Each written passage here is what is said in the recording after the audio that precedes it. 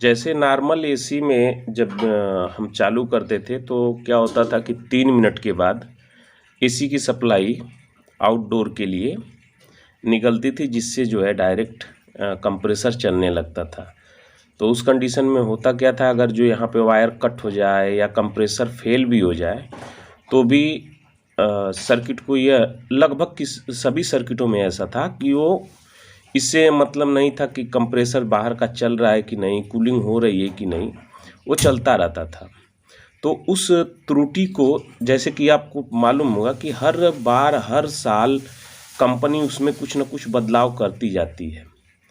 तो उसके लिए जब बदलाव हुआ तो कुछ कंपनियां ने उसको इस तरह से बना लिया कि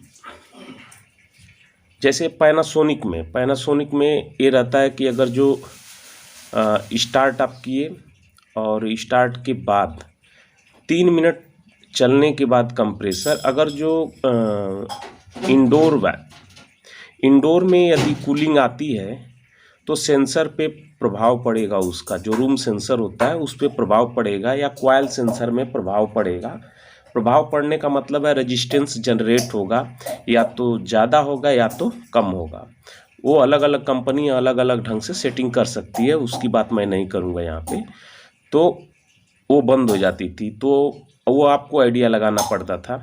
दूसरा एक चीज़ ये और है कि बहुत से मैकेनिक, कहने के लिए मैकेनिक हैं, लेकिन अगर जो सही इसकी अगर जो तुलना करेंगे, बुरा मत मानिएगा, तो 90% मैकेनिक ऐसे हैं कि जो छंट जाएंगे सीधे सीधे। 10% ऐसे रहते हैं जो पूरी जानकारी उसकी रखते हैं और आसानी से वो काम कर लेते थे।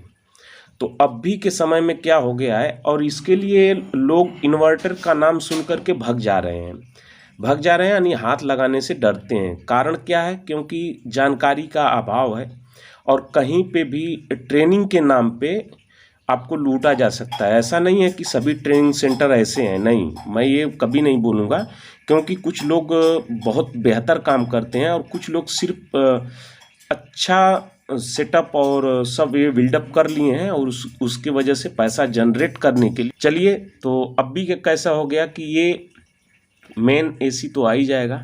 कम्युनिकेशन, एक आपने सुना होगा, कम्युनिकेशन का जो तीसरी वायर होती है उसके जरिए कम्युनिकेशन कराया जाता है, और ये माइक्रो कंट्रोलर को एक कम्युनिकेशन आ जाएगा जिससे ये चालू होगा, और चालू होगा तो साथ में ये कंप्रेसर को चालू करना है कि नहीं करना है, यहाँ से सिर्फ सिग्नल इसको आएगा।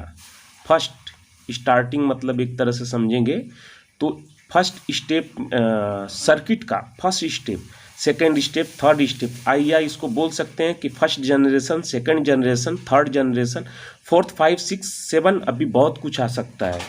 तो मैं एक सर्किट की बात नहीं करता हूँ यहाँ पे, मैं संभावना और है उस सब की मैं बात करता हूँ। तो अभी एक सर्किट में ऐसा होता है कि सिर्फ कम्युनिकेशन आता है, बोले तो इनडोर साइड से एक सिग्नल आउटडोर को मिलता है जिससे ये चलेगा, और ये चलेगा। अगर इसके अंदर कोई त्रुटि आती है तो यह अपनी सूचना इंडोर को नहीं बताएगा, यानी पहले जैसा ही है। फर्क इतना है कि इसमें डीसी कंप्रेसर मैं बोल रहा हूँ, तो ये मत जानिएगा कि ये डीसी कंप्रेसर है, मैं समझने के लिए बोल रहा हूँ।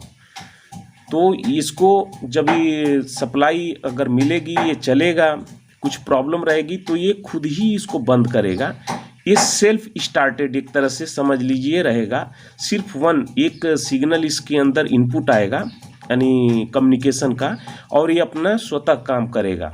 सिर्फ सिग्नल आएगा चालू करने के लिए और बंद करने के लिए, और यह सिग्नल कुछ मिनट के बाद वापस रिपीट होता रहेगा तो ही चलेगा। अगर बीच में अगर बंद हो गया तो फिर ये स्टॉप हो जाएगा। तो ये समझ लीजिए कि इंडोर से 5 मिनट या 2 मिनट के अंदर एक बार बार कंटिन्यू सिग्नल आता रहेगा, तो उसके हिसाब से ये चलता रहेगा।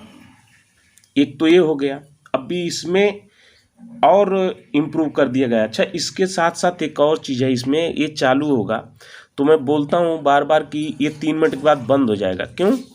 क्योंकि अगर ये चालू हुआ और कंप्रेसर नहीं चल रहा है, यानी कूलिंग गैस नहीं है, तो ये तो चलता रहेगा, तो हानि हो सकती है, यानी क्षति पहुँच सकती है। स्पेयर डैमेज हो सकता है, यानी कंप्रेसर डैमेज हो सकता है। तो ये इसके लिए क्या रहता है कि इसके लिए यहाँ पे आप एक सुनते होंगे कि ये यहाँ पे एक सेंसर लगा दिया जाता है, दूसरा सेंसर इस वाले पॉइंट पे लगा दिया जाता है जो इसके इनपुट रहती है। तो एक हीट होगा प्रेशर के वजह से और एक कूल रहेगा, जब भी इसमें कूलिंग चालू होगी तो कूल हो जाएगा। उसके हिसाब से ये सर्किट अपनी डिजाइन की रहती है कि एक को गर्म होना चाहिए और एक को ठंडा होना चाहिए। कितने टाइम के बाद हो जाना चाहिए ये कंपनी तय करती है।